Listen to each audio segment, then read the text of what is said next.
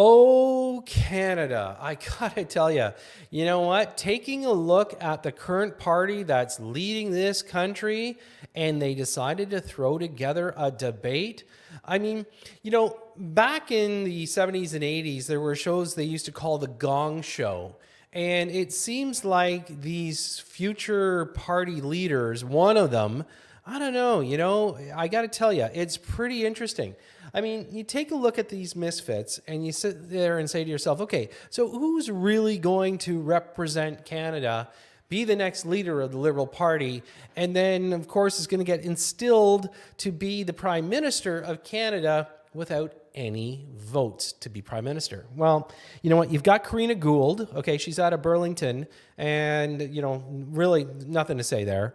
You got Mark Carney. I mean, he's been on a wrecking mission for Canada, for Britain. I mean, you know what? This guy is definitely not somebody that we want to have instilled to lead the country.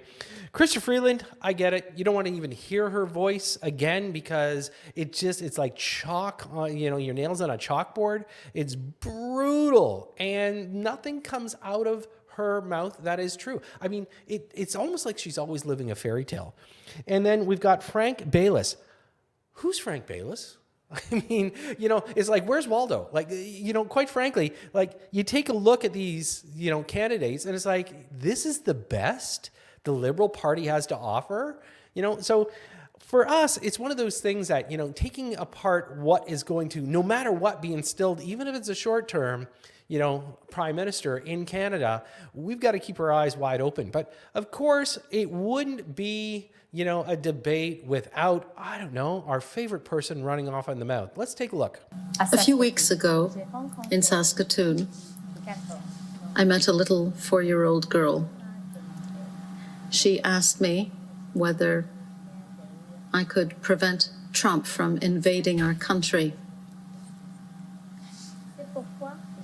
And that's why I am standing to lead the Liberal Party and to become the next Prime Minister of Canada.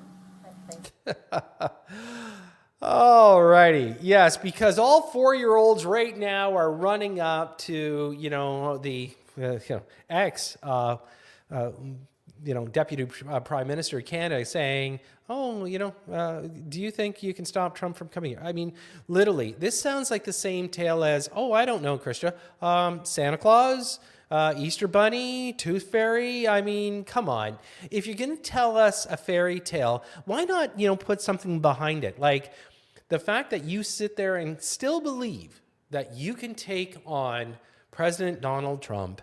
I mean, that is a fairy tale. That's a bestseller for sure, okay? You're using your imagination. And that's part of the thing that when you were the finance minister, you used imagination for sure, because you sure as hell didn't use a calculator. So are these the candidates that are going to be best served to lead our country? Definitely not. And you know what? Make sure you comment on this kind of stuff because I want to hear what people have to say, especially after taking a look at that leadership debate. I mean, it's embarrassing. Like, I agree, Prime Minister Trudeau has embarrassed Canada right across the world stage.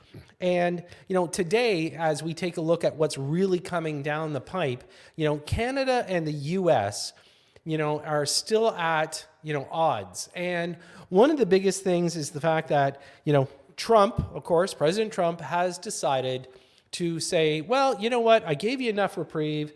We're going to be on time for the March 4th deadline with tariffs.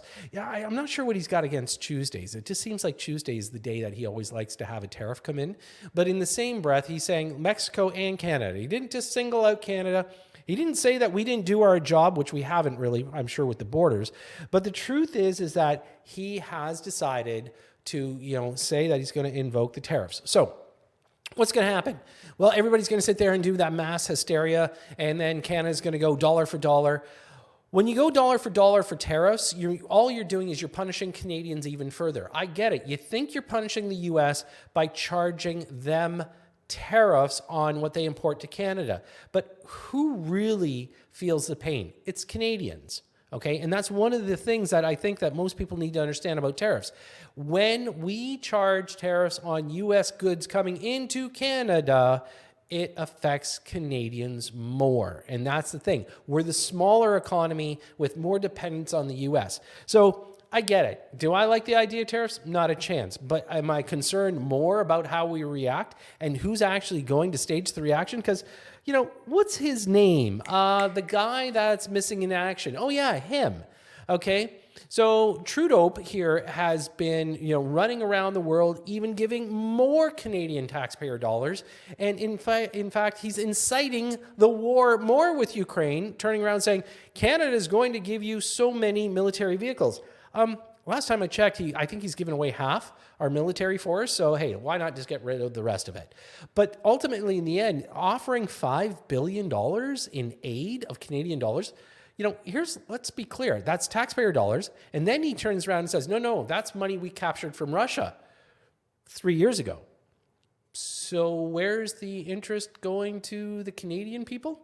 I mean, literally, you sit there and you say you captured this money from the Russians and now you're going to give some of it to Ukraine.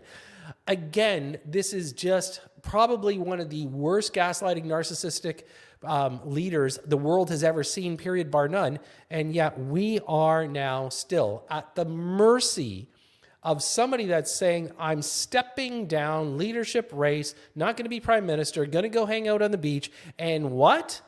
Let's give some more Canadian taxpayer dollars away. I know you want to sit there and say it's Russia, but he's still giving taxpayer dollars away because even if it's military equipment or 1 million rounds of ammunition, that's taxpayer dollars. This guy has no problem spending our money with no rhyme or reason. And again, when we take a look at the big picture here in Canada, I am so disappointed in the politicians and our political atmosphere. You know what? Yes, we have to stand up for ourselves. Yes, we